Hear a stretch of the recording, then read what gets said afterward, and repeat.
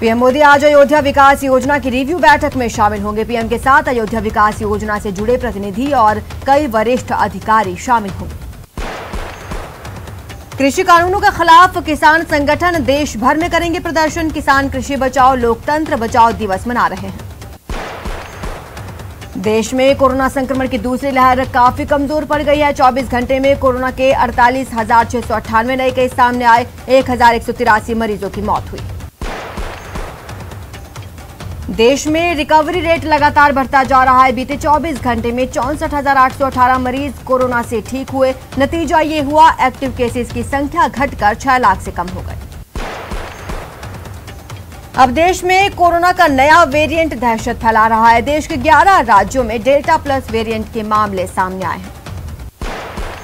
वडोदरा में कोरोना का नया वेरिएंट डेल्टा प्लस की एंट्री हो गई है। बीकानेर में पहला केस सामने आया। 65 साल की महिला में ये कोरोना का वेरिएंट मिला है। कोरोना के डेल्टा प्लस वेरिएंट के मरीज मिलने के बाद केंद्र ने 11 राज्यों को चिट्ठी लिखी। स्वास्थ्य मंत्रालय ने ट्रेसिंग टेस्टिंग के लिए सख्ती बरतने की हिदायत दी।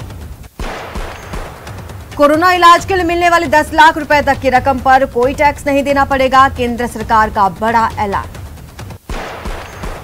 आपातकाल पर गृहमंत्री अमित शाह ने कांग्रेस पर हमला बोला। कहा, आपातकाल ना तो किसी अध्यादेश से आता है और ना ही ये किसी घटना के कारण आता है, बल्कि इसकी जड़ें तानाशाही मानसिकता में होती है। अमित शाह ने कांग्रेस पर निशाना साधते हुए कहा, जिस पार्टी के मूल में लोकतंत्र रचा बसा नहीं, वो पार्टी भला देश को लोकतंत्र कैसे दे सकती है। इससे पहले आपातकाल की 46वीं बरसी पर प्रधानमंत्री मोदी ने इमरजेंसी को लेकर बड़ा बयान दिया। कहा, इमरजेंसी देश का काला अध्याय था जिसे कभी नहीं भुलाया जा सकता। वहीं राहुल गांधी ने मोदी सरकार पर फिर हमला बोला। उन्होंने पीएम मोदी से सवाल पूछा कि डेल्टा प्लस वेरिएंट और तीसरी लहर से निपटने का मोदी सरकार के पास क्या प्लान है। ऑक्सीजन की किल्लत पर सुप्रीम कोर्ट के ऑडिट पैनल की रिपोर्ट आ गई है, जिसमें बताया गया है कि ऑक्सीजन की किल्लत के दौरान दिल्ली सरकार ने 4 गुना ज्यादा ऑक्सीजन की डिमांड की थी।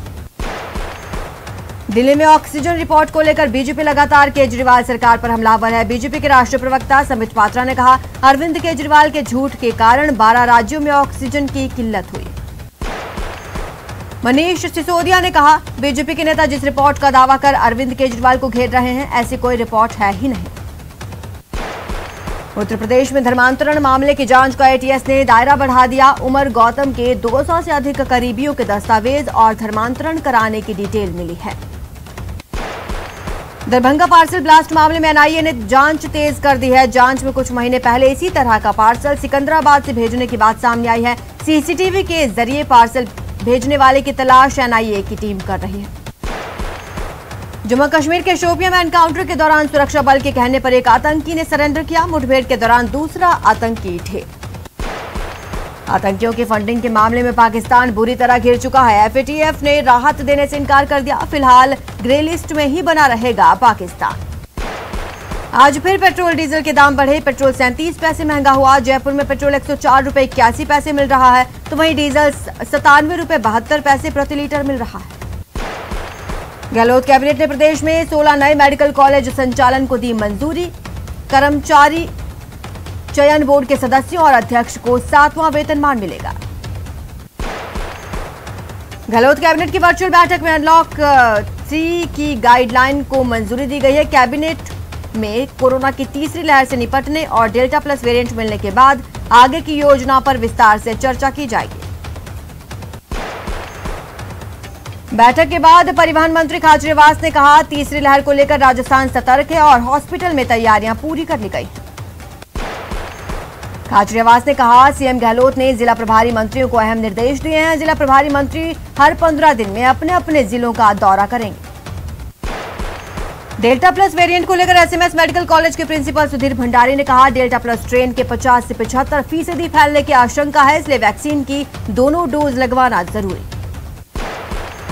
पीसीसी चीफ गोविंद सिंह डोटासरा के बीकानेर दौरे का दूसरा दिन है। सर्किट हाउस में कार्यकर्ता और कर्मचारी उनसे मिलने पहुंचे। जयपुर में एसीबी की बड़ी कार्रवाई। श्रम विभाग के लेबर कमिश्नर प्रतीक झाझड़िया को 3 लाख रुपए के रिश्वत लेते ट्रैप किया। सीकर के कोलीड़ा गांव में कुएं में दबने वाले मजदूर को 4 दिन बीत चुके हैं, लेकिन उसका शव अभी तक नहीं निकल पाया। एसडीआरएफ की टीम में पिछले 90 घंटे से लगातार कोशिश में। कोटा का इटावा राजकीय सीनियर स्कूल का ग्राउंड शराबियों का अड्डा बन गया है। लोग पुलिस से शराबियों का स्कूल ग्राउंड में शराब पीने पर पाबंदी की मांग कर रहे हैं। सीकर के उद्योग नगरी थाना पुलिस ने डीजल चोरी के साथ साथ नकली शराब बनाने के कारोबार का पर्दाफाश किया। पुलिस ने 4 आरोपियों को गिरफ्तार किया। जालौर में एसपी श्याम सिंह ने बड़ा एक्शन लिया। एनडीपीएस केस में आरोपी के रिश्तेदार से घूस मांगने के आरोप में भादराजुन एसएचओ जसराज को सस्पेंड कर दिया गया।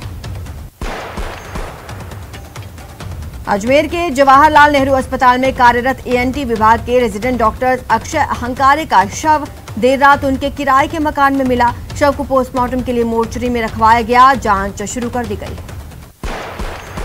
दौसा पुलिस की स्पेशल टीम ने बड़ी कार्रवाई की। पेट्रोल पंप मामले में पिछले 1 साल से फरार चल रहे आरोपी को गिरफ्तार किया। चलती बसों और बस स्टैंड पर जेब तराशी की वारदात देने वाले एक महिला गैंग को दौसा कोतवाली पुलिस ने गिरफ्तार किया। इस गैंग की 3 सदस्य अहमदाबाद की रहने वाली है। दौसा में NH21 पर पिकअप का टायर फटने से हादसा हो गया। टायर फटने से बेकाबू हुई पिकअप एक होटल के होर्डिंग में जा घुसी। 2 लोग घायल। जयपुर के गोविंदगढ़ में बलेखन मोड़ के पास दर्दनाक सड़क हादसा हुआ। इस हादसे में कार सवार 3 लोगों की मौके पर ही मौत हो गई।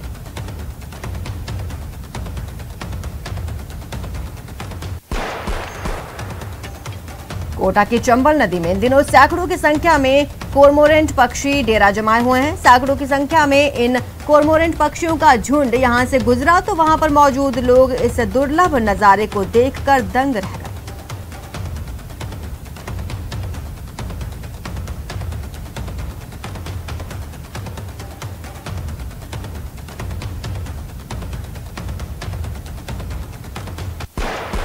झुंझुनू का बीडीके अस्पताल 80 दिनों बाद कोरोना फ्री हो गया। अस्पताल में एक भी मरीज भर्ती नहीं है। दूसरी लहर में बीडीके अस्पताल में 1320 मरीजों को किया गया था भर्ती। चिकित्सा विभाग कोरोना वैक्सीनेशन को लेकर लगातार कोशिश में है, जिसका नतीजा ये हुआ कि उदयपुर में अच्छी सफलता मिली। यहां करीब 87% लोगों को वैक्सीन लग चुकी है। राजसमंद जिले में कोरोना वैक्सीनेशन अभियान को गति देने के लिए स्वास्थ्य कर्मियों की बैठक हुई, जिसमें जनप्रतिनिधि, सामाजिक संस्थाएं, धर्मगुरु, सरकारी कर्मचारी शामिल हुए। कोटा में कोरोना संक्रमण लगभग खत्म होने की कगार पर है। कोटा के अलग अलग इलाकों के रहने वाले 5 मरीजों की रिपोर्ट पॉजिटिव बताई गई है। सीकर जिले में कोरोना वैक्सीनेशन को लेकर शुक्रवार को नया रिकॉर्ड कायम किया गया। एक दिन में 1 लाख से ज्यादा लोगों को वैक्सीन लगाई गई। बांसवाड़ा में सड़क पर आने जाने वाले लोगों को वैक्सीन लगाई जाने लगी है। इसको लेकर जिला कलेक्टर अंकित कुमार सिंह के निर्देश दिए थे कि ज्यादा से ज्यादा लोगों को वैक्सीन लगाई जाए।